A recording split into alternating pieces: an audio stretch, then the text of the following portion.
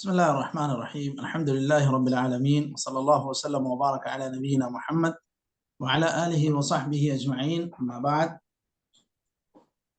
हम लोग मनार السبيل في शरह दलील शेख इब्राहिम बिन मोहम्मद बिन दौयान, इस किताब में हम लोग किताब ज़का पढ़ रहे हैं और किताब ज़का में ज़कातुल अथमान, बाब ज़कातुल अथमान पढ़ रहे हैं और उसी के ज़िम्न में एक जो फसल है उसको हम लोग पढ़ रहे हैं। ये फसल शुरू होती है वतहरुमु तहलियतुल मस्जिद बिज़हबिन औ फिद्दा, यहाँ से ये फसल शुरू हो रही है। जी शेख, और ये हमारे हलक़ात की तरतीब के एतबार से हलक़ा नंबर 151 151। जी शेख, शुरू करें। बिस्मिल्लाहिर्रहमानिर्रहीम। वतहरुमु तहलियतुल मस्जिद बिज़हबिन औ फिद्दतिन लिअन्नहु सरफ़ुन वतजिबु इज़ालतुहु कसाइरिल मुनकरात वतजिबु ज़कातुहु इन बलग़ निसाबन इल्ला इज़ा इस्तुहलिक फलम यज्तमिअ मिन्हु शै' फला तजिबु इज़ालतुहु लिअदमिल फ़ाइदति फ़ीहा वला ज़कात है ना जी, वला ज़कातुहु वला ज़कातुहु लिअन्न मालियतुहु ذهبت ولما ولي عمر بن عبد العزيز الخلافة أراد جمع ما في مسجد دمشق مما موه به من الذهب فقيل له إنه لا يجتمع منه شيء فتركه. ويباح للذكر من الفضة الخاتم ولو زاد على مثقال لأنه صلى الله عليه وسلم اتخذ خاتما من ورق متفق عليه وجعله بخنصر يسار أفضل. قال الدارقطني وغيره المحفوظ أن النبي صلى الله عليه وسلم كان يتختم في يساره. وضعف أحمد في رواية الأثرم وغيره حديث التختم باليمنى. وفي البخاري من حديث أنس كان فصه منه ولمسلم فصه، كان فصه أنه كان فصه منه وهكذا زمي के साथ كان فصه منه ولمسلم كان فصه حبشيا.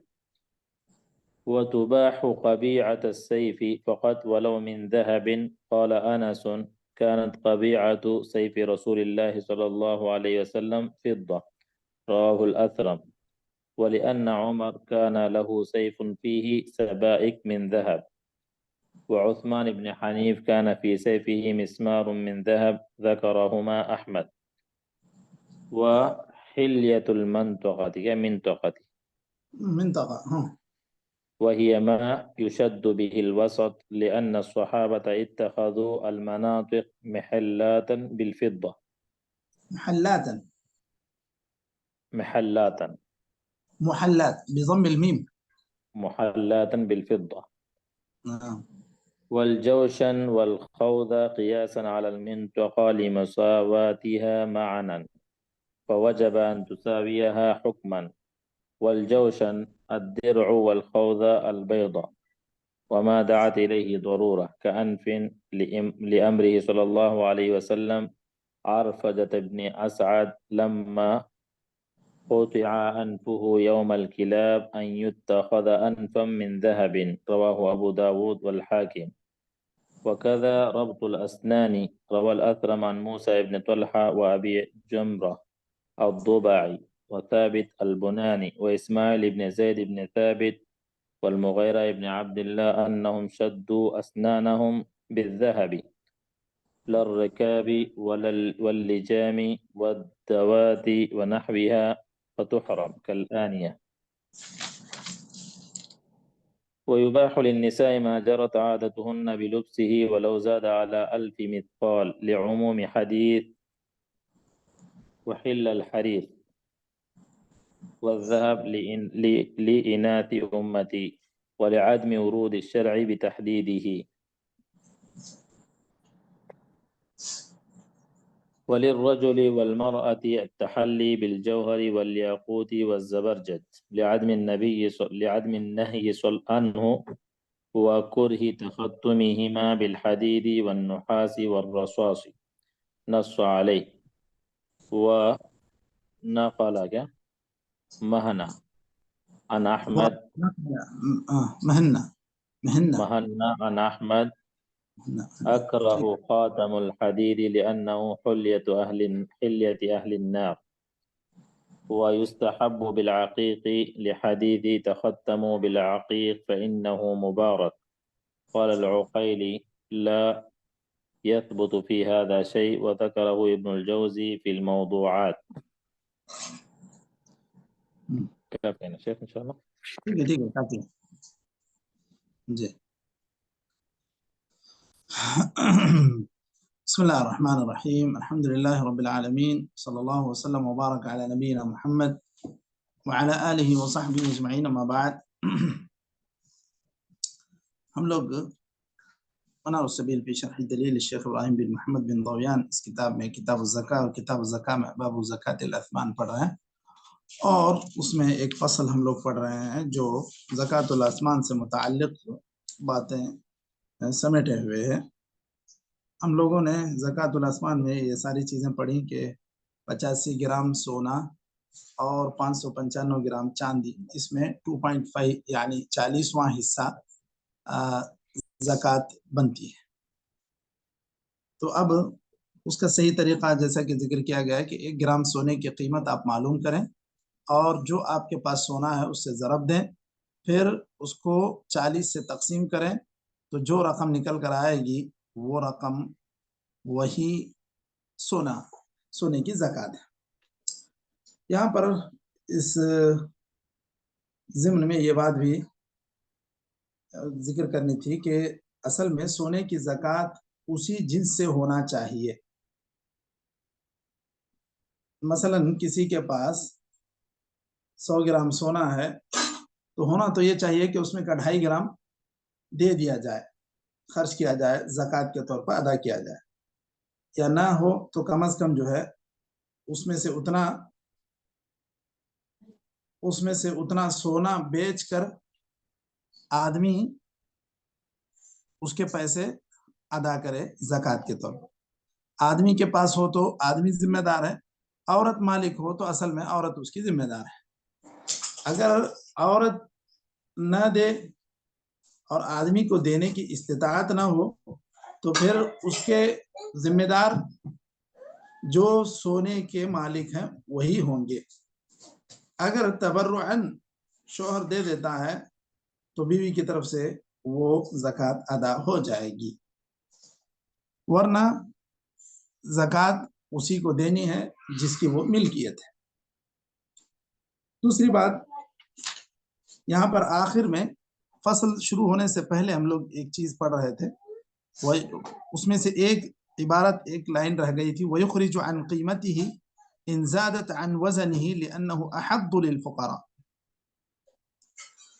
کہ بعض اہل علم یہ کہتے ہیں کہ بھائی جس قیمت میں خریدے ہوں اسی قیمت میں سے آپ کو زکوٰۃ نکالنا چاہیے، لیکن اس میں صحیح بات یہ ہے کہ جو اس کی مارکیٹ میں ویلیو ہے اس قیمت سے اس کی زکوٰۃ ادا کرے گا. وَيُخْرِجُ عَنْ قِيمَتِهِ إِنْ زَادَتْ عَنْ وَزَنِهِ لِأَنَّهُ أَحَضُّ لِلْفُقَرَاءِ. 10 گرام سونا آپ لیے تھے، مان لیں 2000 ریال میں، اب اس کی قیمت بڑھ کے 2300 ہو گئی، تو آپ زکوٰۃ 1 سال کے بعد نکال رہے ہیں تو کس سے نکالیں گے؟ 2000 ریال سے نکالیں گے یا 2300 ریال سے نکالیں گے؟ یہ مثال کے لیے بول رہا ہوں، ورنہ تو 10 گرام سونے میں تو زکوٰۃ نہیں ہے، ایک مثال کے طور پر 2003 کے حساب سے جو قیمت بڑھ گئی نا. ہاں، تو اب مان لیں وہی اگر جو ہے آپ 100 گرام کا حساب ڈال دیں گے تو اسی طرح سمجھیں کہ جو ہے 20,000 ریال ایک فرض کر لیں، 20,000 کا سونا آپ رکھے تھے، 1 سال کے بعد اس کی قیمت ہو گئی 23,000 ریال، تو اب آپ کو زکوٰۃ نکالنے ہوگی 23,000 ریال کے حساب سے. تو جو مارکیٹ میں قیمت ہے اسی کے اعتبار سے آپ زکوٰۃ نکالیں گے. چلیے اب آج جو فصل پڑھے ہیں ہم لوگ حلقہ نمبر 151 میں اس کی طرف آتے ہیں. وَتَحْرُمُ تَحْلِيَةُ الْمَسْجِدِ بِذَهَبٍ أَوْ فِضَّةٍ. پرانے زمانے میں عموماً ایسا ہوا کرتا تھا کہ جو شاہی مسجدیں ہوتی تھیں وہ اس کا محراب سونے کا ہوتا تھا، مختلف کئی کلو سونا جو ہے اس کے गुंबद में उसको जो है सोने का पानी रंगने के लिए इस्तेमाल किया जाता था। ये सारी चीज़ें ऐसी हैं जो शरीय एतबार से मतलूब नहीं है। आप मस्जिद के ऊपर जितना भी खर्च करें जो मुसल्लियों की राहत के लिए है वो मतलूब है। मसलन एसी पहले नहीं था, अब मौसम गर्मा में एसी की ज़रूरत पड़ती है। आप एसी लगवाते हैं, पंखों का इंतज़ाम करते हैं, पानी का इंतज़ाम करते हैं, हसीर का इंतज़ाम करते हैं, कारपेट का इंतज़ाम करते हैं, माइक का इंतज़ाम करते हैं। ये सारी चीज़ें जो भी मुसल्लियों के राहत के लिए, नमाज की अदायगी में सहूलत के लिए आप कर रहे हैं वो कर सकते हैं, लेकिन जो चीज़ें मतलूब नहीं हैं, मुसल्लियों की राहत या उनकी सहूलत के लिए नहीं है, वो सारी चीज़ें मतलूब नहीं हैं। तो सोने का पानी चढ़ाना महराब में हो या सफ़ों के दरमियान कुछ फ़र्क करने के लिए हो, ये किसी भी एतबार से सोना चांदी यहाँ पर इस्तेमाल में नहीं आना चाहिए, लिअन्नहु सरफ़, ये इसराफ हो जाएगा। वतजिबु इज़ालतुहु कसाइरिल मुनकरात, अगर कहीं ऐसी चीज़ है तो उसको ख़त्म करना चाहिए क्योंकि ये एक मुनकर है। वतजिबु ज़कातुहु इन बलग निसाबन, अगर भाई आधा किलो सोना लगा है, पाव किलो सोना लगा है, 1 किलो सोना लगा है, तो वो सोने की ज़कात भी निकाली जानी चाहिए क्योंकि ज़कात उतने सोने में वाजिब हो चुकी है। इल्ला इदस्तुहलिक, ये कह रहे हैं कि भाई अगर आप ऐसा उसको इस्तेमाल कर चुके हैं, अब आप खोदेंगे भी तो 1 किलो सोने में आपको 50 ग्राम भी नहीं मिलेगा, तो फिर फ़ायदा नहीं है, नुकसान है। तो फिर ऐसी सूरत में छोड़ दिया जाना चाहिए।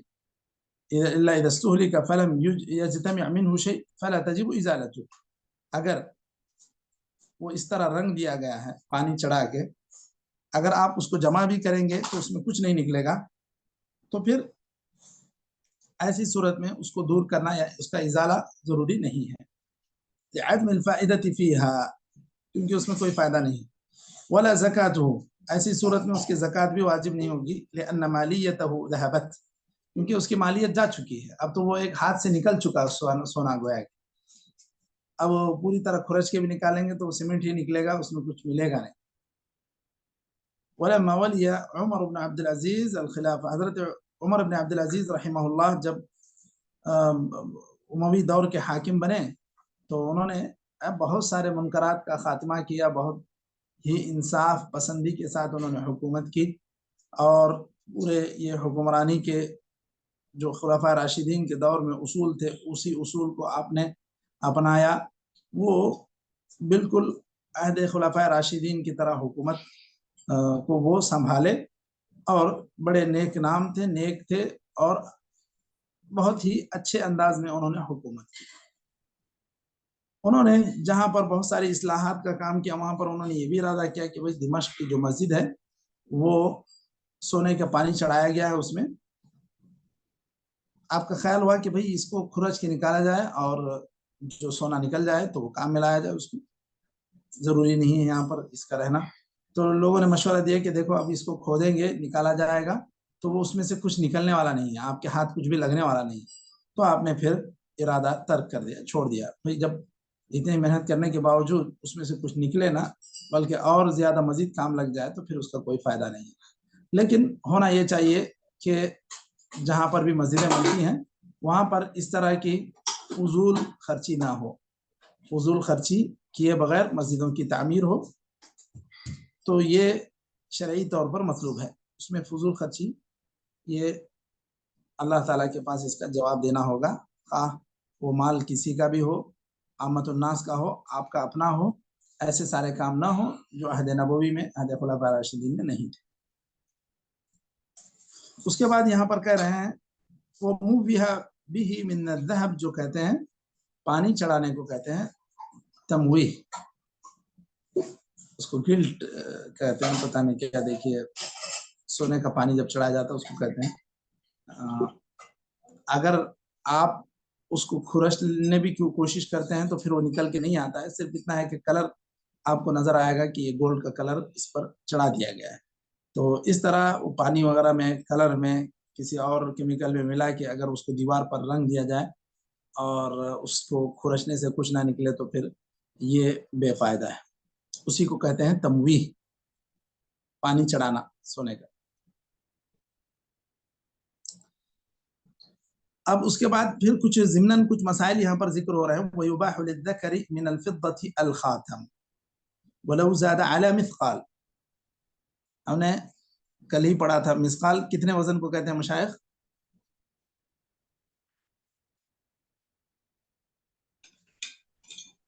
4.25.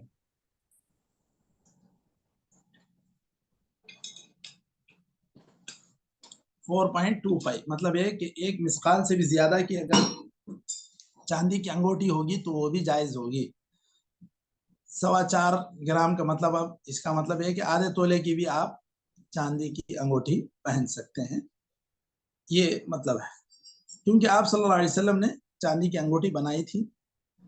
اور یہاں پر ایک چیز یہ بھی ذکر کر دیں کہ یہ کوئی ایسی سنت نہیں ہے کہ آپ اس کو سنت مؤکدہ سمجھیں، یا بلکہ بعض اہل علم نے لکھا ہے کہ آپ صلی اللہ علیہ وسلم شروع میں یہ چاندی کی انگوٹھی کیا پہنا کرتے تھے یا نہیں پہنا کرتے تھے مشائخ؟ چاندی پہنتے تھے. پہنتے تھے. آپ صلی اللہ علیہ وسلم نے جب سن 6 ہجری میں بادشاہوں کے نام خطوط لکھنا شروع کیا تو آپ صلی اللہ علیہ وسلم کو بتلایا گیا کہ یہ قبیلوں کے سردار یا جو بھی لوگ ہوتے ہیں، یہ لوگ جب تک کوئی چیز سیل نہ ہو، اس میں مہر نہ ہو، سٹیمپ نہ ہو، تو اس وقت تک وہ لوگ نہیں پڑھتے ہیں. تو آپ صلی اللہ علیہ وسلم نے مناسب سمجھا کہ مجھے بھی یہ چیز اسٹامپ بنا لینا چاہیے. تو آپ صلی اللہ علیہ وسلم نے اپنی مہر بنوائی، اور وہ سیدھے انگوٹھی ہی میں تھی، نقش تھی. انگوٹھی میں لکھا تھا کیا؟ اوپر لکھا تھا اللہ، اس کے نیچے رسول، اس کے نیچے محمد. مطلب نیچے سے لائن اوپر جا رہی، محمد رسول اللہ، ایسا اس کا مطلب تھا. تو یہ مقصد تھا آپ صلی اللہ علیہ وسلم کے چاندی کی انگوٹھی بنانے کا. تو آپ صلی اللہ علیہ وسلم اس مصلحت کے لیے اپنے پیپر میں یا اپنے خطوط میں اسٹامپ کرنے کے لیے آپ نے وہ چاندی کی انگوٹھی بنوائی، اس کے اندر اس طرح لکھوایا. اگر دیکھا جائے اس سے پہلے تو پھر آپ صلی اللہ علیہ وسلم وہ چیزیں استعمال نہیں کرتے تھے. تو اگر کوئی استعمال کرتے ہیں تو بہتر ہے، نہیں استعمال کرتے ہیں تو کوئی مسئلہ نہیں ہے. تو اس کو علماء جو ہے سنن العادات میں شمار کرتے ہیں. اس کے بعد وَجَعْلُهُ بِخِنْصَرِ يَسَارٍ أَفْضَلُ. اب پہنے گا تو کہاں پہنے گا آدمی؟ یہ کہہ رہے ہیں خنصر،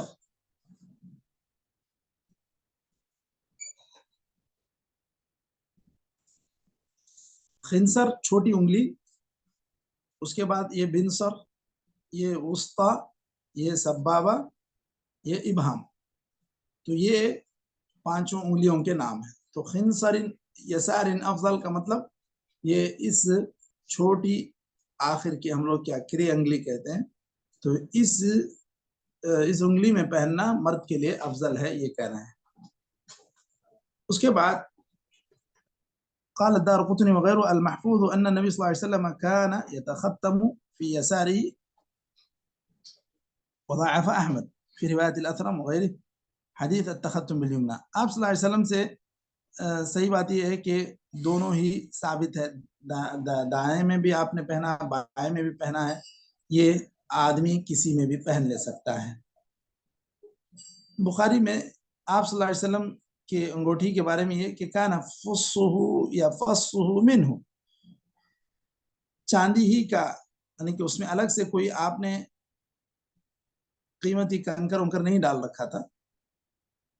اور صحیح مسلم میں ہے کہ وہ حبشی فس نگینہ آپ صلی اللہ علیہ وسلم نے اس میں لگوایا تھا. تو بہرحال اگر چاندی کی انگوٹھی میں کوئی قیمتی کنکر کا نگینہ بھی لگا لیتا ہے تو جائز ہے، اس سے کوئی فرق نہیں پڑتا. اگر مسلمان آدمی کے لیے یا مسلمان مرد کے لیے سونا ہی حرام ہے، سونے کے علاوہ کوئی بھی چیز کا ہوگا تو وہ جائز ہے. مثلا کسی بھی قیمتی کنکر، یاقوت، مرجان، جو بھی زبرجد، جو بھی اس طرح کے قیمتی کنکر ہیں، لال ہوں یا کسی سبز ہوں اور کلر میں ہوں، تو اس طرح کے کنکر کا اس میں نگینہ لگانا جائز ہے. کیونکہ صرف سونا پہننا مرد آدمی پر حرام ہے، اس کے علاوہ کوئی بھی آپ پہن سکتے ہیں. یہ چاہے پھر وہ کنکر سے ہو یا کسی اور دھات سے ہو، کوئی مسئلہ فرق نہیں پڑتا. دیکھیے اس کے بعد یہ کہہ رہے ہیں وَتُبَاحُ قَبِيعَةُ السَّيْفِ فَقَط وَلَوْ مِنْ ذَهَبٍ قال أنس كانت قبيعة سيف رسول الله صلى الله عليه وسلم فضة رواه الأثرم. یہ مٹھ جو ہوتا ہے اس کے آخر میں اور اس کو پکڑنے کے لیے مضبوطی کے لیے اس میں اگر کوئی چاندی کا استعمال کرنا چاہے تو استعمال کر سکتا ہے، سونے کا ہو یا چاندی کا ہو. حضرت انس کہتے ہیں كانت قبيعة سيف رسول اللہ صلی اللہ علیہ وسلم فضة، اور حضرت عمر رضی اللہ عنہ ان کی تلوار میں کچھ سونا استعمال کیا گیا تھا. یہ کہہ رہے ہیں کہ عثمان ابن حنیف یہاں پر لکھا ہوا ہے، یہ صحیح ہونا چاہیے سہل ابن حنیف، کیونکہ دیکھیے بعض نسخوں میں اگر ہے سہل ابن حنیف تو ٹھیک ہے، ورنہ تو عثمان ابن حنیف نہیں، صحابہ میں سے وہ سہل ابن حنیف ہیں. كان في سيفه مسمار من ذهب، مقاتل جو ہوتا ہے، مجاہد جو ہوتا ہے، اس کے لیے کچھ چیزوں کی رخصت دی گئی. رخصت کیوں دی گئی ہے؟ تاکہ کفار پر ایک رعب بیٹھے مسلمان کا، مقاتل کا، مجاہد کا. سونے کا اگر اس کے اندر کوئی چیز استعمال کی گئی ہے اس سے مضبوطی آ رہی ہے، چاندی کی کوئی چیز استعمال کی گئی اس سے مضبوطی آ رہی ہے، تو یہ جو یسیر میں آتا ہے وہ درست ہے، استعمال ہو سکتا ہے.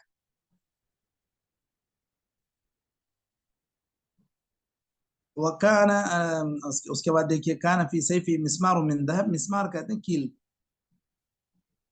سہل بن حنیف کے اس میں. وحلیۃ المنطقہ وہی ما یشد به الوسط.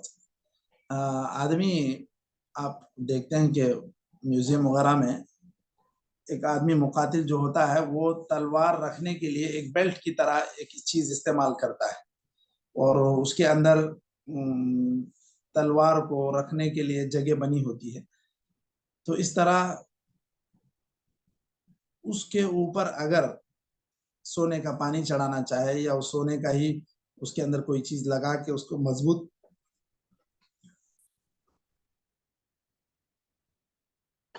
بنانا چاہے تو یہ درست ہے، کیا جا سکتا ہے. کیوں؟ اس لیے کہ صحابہ کرام یہ جو بیلٹ ہوتا تھا یا جو تلوار وغیرہ رکھنے کے لیے جو چیز استعمال ہوتی تھی، کمر پہ باندھی جاتی تھی، اس کو چاندی سے بنواتے تھے.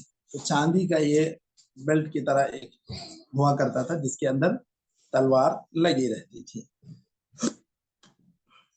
تو یہ آدمی اگر اس طرح کی کوئی چیز بنواتا ہے،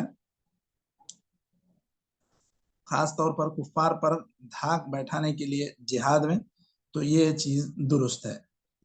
اس کے بعد والجوشن والخودہ قیاسا على المنطقة لمساواتها معنا فوجب ان تساويهما حكما. الجوشن الدرع، الخودہ البیضہ.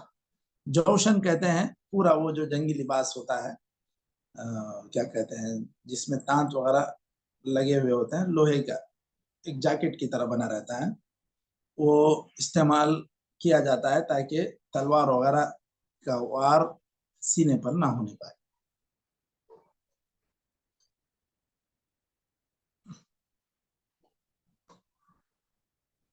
اس کے بعد الخودہ البیضہ، جو جنگی ٹوپی ہوتی ہے مجاہدوں کے سر پہ، سر کو محفوظ رکھنے کے لیے، وہ بھی بنایا جا سکتا ہے سونے چاندی کا ہے اس طرح، تاکہ اس کو مضبوط بنایا جائے اور ایک دھاک بیٹھے کفار پر.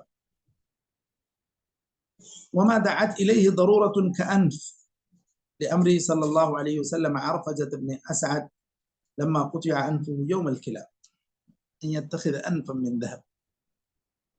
اب بعض مصلحت کے طور پر کوئی چیز بنوائی جاتی ہے، مثلا ایک صحابی کی ناک پر وار ہوا تھا جنگ میں، تو ناک ان کو بنانے کی ضرورت پڑ گئی، تو انہوں نے سونے کی بنانے کے لیے آپ صلی اللہ علیہ وسلم نے کہا، سونے کی بنوائی۔ وَكَذَا رَبْطُ الْأَسْنَانِ، اسی طرح سونے کے تاروں سے یا چاندی کے تاروں سے اگر دانتوں کو باندھ کر مضبوط کیا جا سکتا ہے تو یہ بھی درست ہے، ایسے بھی کیا جا سکتا ہے۔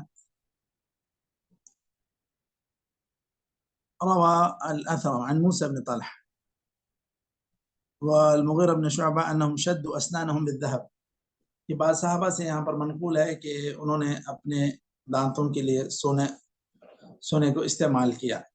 ہاں یہ بھی ہے کہ مسئلہ اگر کوئی آدمی سونے کا ہی دانت استعمال کرنا چاہے اور سونے کی دانت اس کے لیے زیادہ مناسب رہتے ہیں تو پھر استعمال کر سکتا ہے۔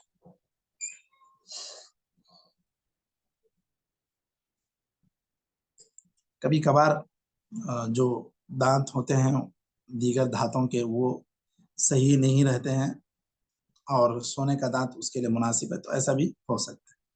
للرکاب واللجام والدوات، الرکاب کہتے ہیں گھوڑے کے پیٹھ پر ڈالے جانے والا وہ حصہ جو جس میں مجاہد پیر رکھتا ہے، پیر رکھ کر جس کے اندر بیٹھتا ہے گھوڑ سوار، اس کو کہتے ہیں الرکاب۔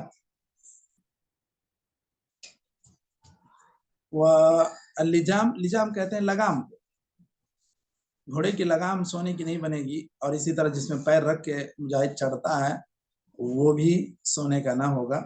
والدوات، دوات کسے کہتے ہیں مشاہد؟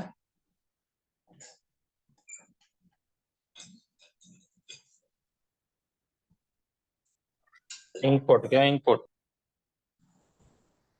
کیا ہے؟ انک ڈالنے کا کیا؟ ایوہ انک ڈالنے کا جو باٹل ہوتا ہے، کوئی سونے کا وہ بنانا چاہے تو وہ بنا نہیں سکتا کیونکہ یہ ساری چیزیں خارج وہ مقصد سے ہٹی ہوئی ہیں۔ وہ جس طرح برتن وغیرہ استعمال کرنا منع ہے، اسی طرح یہ ساری چیزیں بھی اس سونے سے بنانا منع ہے، یہ کہہ رہے ہیں۔ اس کے بعد وَيُبَاحُ لِلنِّسَاءِ مَا جَرَتْ عَادَتُهُنَّ بِلُبْسِهِ وَلَوْ زَادَ عَلَى 1000 مسقال، اگر 1000 مسقال سے بھی زیادہ اگر کوئی عورت پہنتی ہے تو بھی پہننا جائز ہے، کیونکہ اللہ کے رسول صلی اللہ علیہ وسلم نے ریشم سونا اس امت محمدیہ کے عورتوں کے لیے حلال قرار دیا گیا اس شریعت میں، تو پھر ایسی صورت میں ان کے لیے تحدید کرنا ہے کہ بھئی اتنا ہی سونا پہنے، 20 مسقال، 10 مسقال، 100 مسقال، 1000 مسقال، تو یہ درست نہیں ہے، کیونکہ 1000 مسقال بھی اگر ہو جائے تو درست ہے، کیونکہ اصل میں ان کے لیے یہ چیز حلال کر دی گئی۔ اس کے بعد وَلِعَدْمِ وُرُودِ الشَّرْعِ بِتَحْدِيدِهِ، شریعت میں کہیں ایسی کوئی تحدید بھی نہیں ہے کہ ایک عورت اتنا ہی سونا پہنے، جس کی جتنی استطاعت ہے اتنا پہن سکتی ہے، بس بغیر کسی ایسے مقصد کے کہ جو شرعی اعتبار سے منع ہو۔ مثلا تفاخر اگر کسی کا مقصد ہے، دوسروں کو نیچا دکھانا، یہ کوئی کسی مقصد سے اگر کوئی پہنتا ہے تو پھر یہ درست نہیں ہوگا۔ باقی کوئی بھی خاتون اپنی استطاعت کے مطابق پہن سکتی ہے۔ وَلِلرَّجُلِ وَالْمَرْأَةِ التَّحَلِّي بِالْجَوْهَرِ وَالْيَاقُوتِ وَالزَّبَرْجَدِ لِعَدْمِ النَّهْيِ عَنْهُ، آدمی عورت دونوں ہی موتی یا کیا کہتے ہیں ہم قیمتی کنکر میں یاقوت جو لال کلر کا ہو اس کو کہتے ہیں یاقوت، اور زبرجد یہ جو سبز رنگ کا جو کنکر ہو اس کو کہتے ہیں زبرجد۔ یہ سب قیمتی کنکر ہیں، الاحجار الکریمہ میں آتے ہیں یہ ساری چیزیں، تو یہ دونوں ہی پہن سکتے ہیں، مرد ہو یا عورت ہو دونوں ہی پہن سکتے ہیں۔ وَكَرِهَ تَخَتُّمُهُمَا بِالْحَدِيدِ وَالنَّحَاسِ وَالرَّصَاصِ، کون سا کلر بولے سے؟ جی الزبرجد جو ہے گرین کلر کا ہوتا ہے، اچھا جی جی۔ اور الیاقوت یہ لال کلر کا عموماً، یہ سب دونوں ہی الاحجار الکریمہ میں شمار ہوتے ہیں، कीमती जो कंकर होते हैं उसको। जी। व करिह तखत्तुमुहुमा बिल हदीद व नहास व रसास, मर्द और औरत दोनों ही इनके लिए मकरूह है। ये कह रहे हैं कि अंगूठी चाहे स्टील की यानी लोहे की हो या तांबे की हो या शीशे की हो, तो ये सारी चीजें मकरूह हैं, ये बता रहे हैं। जबकि सही बात ये है कि ये मकरूह भी नहीं है, जायज है, क्योंकि आदमी के लिए मना है सिर्फ सोना, उसके अलावा अगर कोई धात है तो फिर वो जायज हो सकती है। उसके लिए दलील देखिए, यहाँ पर ये कह रहे हैं कि नकल मुहन्ना अन अहमद अकरहु खातम अल हदीद लिअन्नहु हिल्यतु अहल अन्नार, ये कोई हदीस से साबित नहीं है कि जहन्नमियों की अंगूठी लोहे की होगी। आप सल्लल्लाहु अलैहि वसल्लम ने एक सहाबी से कहा था, जिन्होंने ये कहा कि भाई मेरे पास कुछ नहीं है, तो आप सल्लल्लाहु अलैहि वसल्लम ने उनसे क्या कहा, महर के लिए। उन्होंने कहा मैं शादी करना चाहता हूँ। आपने कहा भाई कुछ ना कुछ तो होगा, ढूंढ के लाओ। क्या कहा आपने? वलो खातम बिल हदीद, आईवा इल्तमिस वलो खातम मिन हदीद, जाओ जाओ जाके लोहे की सही अंगूठी लेकर आओ। तो अगर जायज नहीं होता तो आप सल्लल्लाहु अलैहि वसल्लम क्यों कहते भाई कि आप लोहे की अंगूठी लाओ? कह देते कि चांदी की लाओ, कुछ ना कुछ सोने की अंगूठी लाओ या कुछ ना कुछ दो। तो आप सल्लल्लाहु अलैहि वसल्लम ने कहा वलो खातम मिन हदीद, तो मतलब ये कि खातम मिन हदीद भी दुरुस्त है। आजकल तो पहने जाते हैं और उसको किसी और कलर का पॉलिश करके, चांदी का पॉलिश करके बाजार में बहुत सारी चीजें इस तरह की मिलती हैं, असल में वो होती हैं लोहे ही की। तो इस तरह दुरुस्त है, वो कोई मसला नहीं है, चाहे वो तांबा हो या लोहा हो या और कोई धातु हो, वो दुरुस्त है। शरीयत में मर्द आदमी के लिए सिर्फ सोना ही हराम करार दिया गया।